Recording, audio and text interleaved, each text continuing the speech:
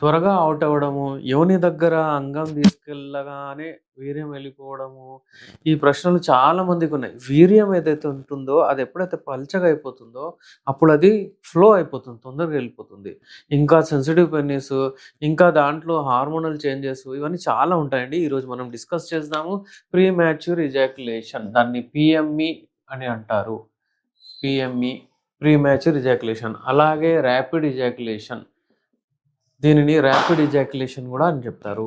అలాగే ఏంటంటే శీఘ్ర స్ఖలనం, అంటే తెలుగులో దీన్ని శీఘ్ర స్ఖలనం అంటారు. ఇంకోటి ఏంటంటే అలాగే మనకు ఇది మీరు భావి ప్రాప్తి చెందక ముందే, మీ ఆవిడ భావి ప్రాప్తి చెందక ముందే ఒకవేళ వీర్యం వెళ్ళిపోతే దాన్ని ప్రీమాచ్యూర్ ఎజాక్యులేషన్ అలా కూడా డిఫైన్ చేస్తారు.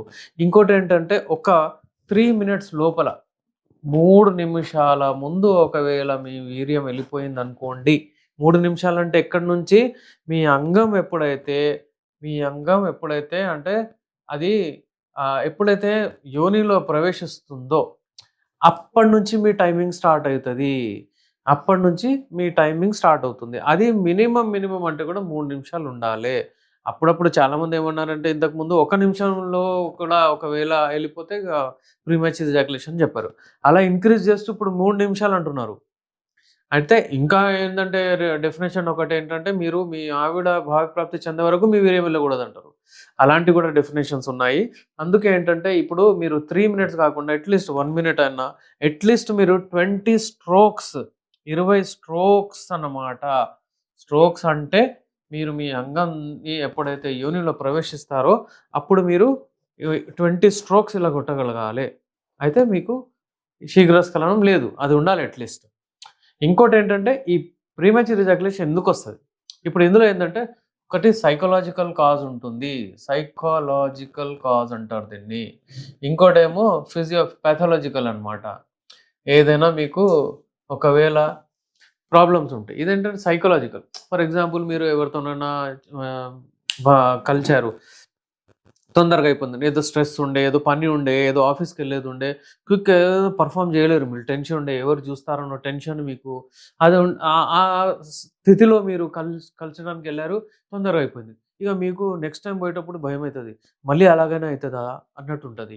అలాగే చాలామంది ఏం చెప్తుంటారు, నేను అర్ధగంట చేశాను, నేను గంట సేపు చేశాను, నువ్వెంత సేపు చేస్తావు అంటే అది మైండ్‌లో వస్తది. ఎప్పుడైతే ఇతను కలవడానికొస్తాడో అప్పుడు అతనికి సైకలాజికల్లీ ఫీల్ అవుతాడు. అమ్మ నేను చేయలేకపోతున్నాను. నాదేంది 5 మినిట్స్‌లో అయిపోతుంది అన్నట్టు అతనికి టెన్షన్ వస్తది. అలాంటిదేంటంటే ఇవన్నీ సైకలాజికల్ కారణాల్లో వస్తాయి. దీనికి కౌన్సెలింగ్ చేయాల్సొస్తది. నా దగ్గర చాలామంది వస్తారు. ఉట్టి కౌన్సెలింగ్‌తో వాళ్ళు సరిగ్గా అయిపోతారు. కానీ ఇంకోటేంటంటే పాథలాజికల్. ఒకవేళ ఏదైనా ప్రాబ్లమ్ ఉంటే, ప్రాబ్లమ్ ఏంటి? ఎందుకంటే చూడండి రిపీటెడ్ అక్కడ ఇన్ఫెక్షన్స్ వస్తాయి. యూరినరీ ట్రాక్ట్ ఇన్ఫెక్షన్స్ అంటారు. పాథలాజికల్‌లో మనం చూస్తామేంటి యూరినరీ ట్రాక్ట్ ఇన్ఫెక్షన్స్ రిపీటెడ్ చాలా యూరినరీ ట్రాక్ట్ ఇన్ఫెక్షన్స్ వస్తుంటాయి. ఎందుకొస్తాయి? కొంతమంది నీళ్ళు తక్కువ తాగుతారు. కొంతమంది ఏంటంటే ఏదో ఎప్పుడైనా అంటే వాళ్ళకు సెన్సిటివిటీ చాలా ఉంటుందన్నమాట. యూరిన్ ఇన్ఫెక్షన్స్ వస్తుంటాయి. ఎక్కడ పోయినా గానీ, యూరిన్‌కి పోయినా గానీ, అటు పోయినా గానీ వస్తూ ఉంటాయి. చాలామందికేంటంటే స్కిన్ ముంగట ఉంటుంది కదా! ఒక డ్రాప్ హైజీన్ మెయింటైన్ చేయరు వాళ్ళు. అప్పుడు కూడా ఈ ఈ యూరినరీ ట్రాక్ట్ ఇన్ఫెక్షన్స్ వస్తుంటాయి. ఈ రిపీటెడ్ యూరినరీ ట్రాక్ట్ ఇన్ఫెక్షన్స్ రావడం వలన కూడా వాళ్ళకు వీర్యం తొందరగా వెళ్ళిపోతూ ఉంటుంది. అలాగే ఏందంటే ప్రాస్టేట్ గ్రంథం ఏదైతే ఉంటుంది కదా! ఇటు వెనకాల ఇప్పుడు ఇది అంగం అనుకోండి. ఇటు వెనకాల ఏమవుతుందంటే ఇక్కడ ప్రాస్టేట్ గ్లాండ్ అని ఉంటది. ఇక్కడ నుంచి ఇది యురేథ్రా అంటారు దీన్ని.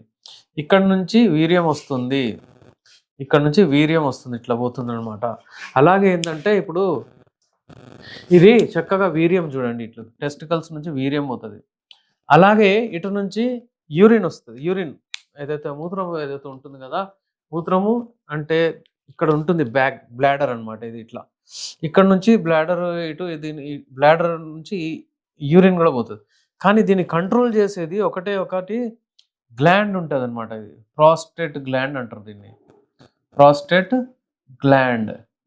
ఎప్పుడైతే వీర్యం వస్తదో ఇది ప్రాస్టేట్ గ్లాండ్ ఈ ఏదైతే ఉన్నది యూరినరీ బ్యాగ్ ఏదైతే ఉంటుందో దాన్ని క్లోజ్ చేసేస్తుంది.